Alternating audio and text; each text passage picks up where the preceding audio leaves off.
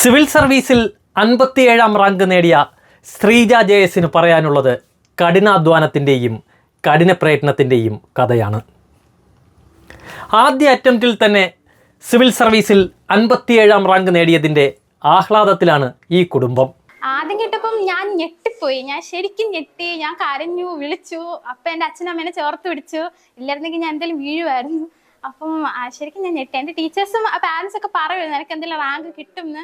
പക്ഷെ 57 കിട്ടും ഞാൻ എക്സ്പെക്ട് ചെയ്തില്ല. ഈവൻ ദോ 15 വേണം എന്ന് എനിക്ക് ആഗ്രഹം ഉണ്ടായിരുന്നുവെങ്കിലും അതെനിക്കൊരു ആങ്കർ ആയിരുന്നു ഈ വർക്ക് ചെയ്യാൻ വേണ്ടിയിട്ട്. അപ്പം at the end of the day എനിക്ക് ഓൾ ഇന്ത്യ റാങ്ക് 57 കിട്ടി. ഒത്തിരി സന്തോഷമുണ്ട്.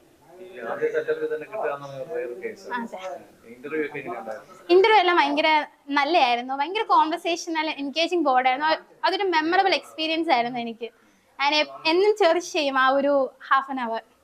+2 ഞങ്ങളുടെ ടീച്ചേഴ്സ് പറയാം, നിങ്ങൾ 10 എൻ്റെ ഒരു ശോഭനമാരി ടീച്ചറുണ്ട്. +2 ടീച്ചേഴ്സ് ആണെങ്കിലും ശൈല ടീച്ചറൊക്കെ ആണെങ്കിലും പറയും, നിങ്ങൾ നന്നായിട്ട് സ്വപ്നം കാണണം, നിങ്ങളുടെ ലിമിറ്റേഷൻസിന് അപ്പുറം നിങ്ങൾ പോകണം എന്നൊക്കെ അവരെപ്പോഴും നമ്മുടെ അടുത്ത് പറയുമായിരുന്നു. അപ്പം എനിക്കൊരു ആഗ്രഹം ഉണ്ടായിരുന്നു. ഞാൻ ഭയങ്കര ഇൻട്രോവേർട്ട് പഠിപ്പിസ്റ്റ് ടൈപ്പായിരുന്നു സ്കൂളിലൊക്കെ. മകൾ സിവിൽ സർവീസ് നേടിയതിൻ്റെ ആഹ്ലാദത്തിലാണ് ഈ കുടുംബം.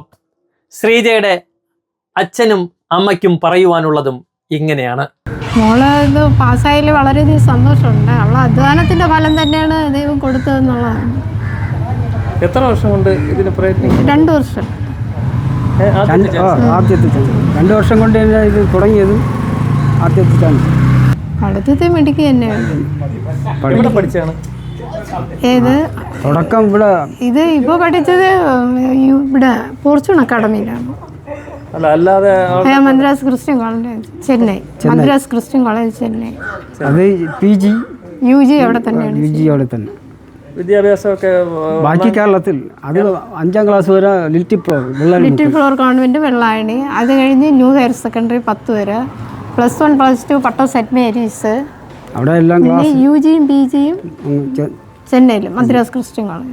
എന്ത് ചെയ്യുന്നു? അച്ഛനും അമ്മയ്ക്ക് എന്താണ് ജോലി? കൂലിപ്പണി. അമ്മ വീട്ടമ്മ. കഷ്ടപ്പെട്ട് പഠിപ്പിച്ചതിന്റെ ഫലം കിട്ടിയില്ല. കഷ്ടപ്പെട്ട് പഠിച്ചതിന് അവള് കഷ്ടപ്പെട്ട് പഠിച്ചതിനും നമുക്ക് അതിനുള്ള പ്രയോജനം നമ്മളെ ബുദ്ധിമുട്ട് കൊണ്ട് പഠിച്ച് എടുക്കാനും ദൈവം അവളെ അനുഗ്രഹിച്ചു. ഫസ്റ്റ് ചാൻസ് ആണ്. ആദ്യത്തെ ചാൻസ്.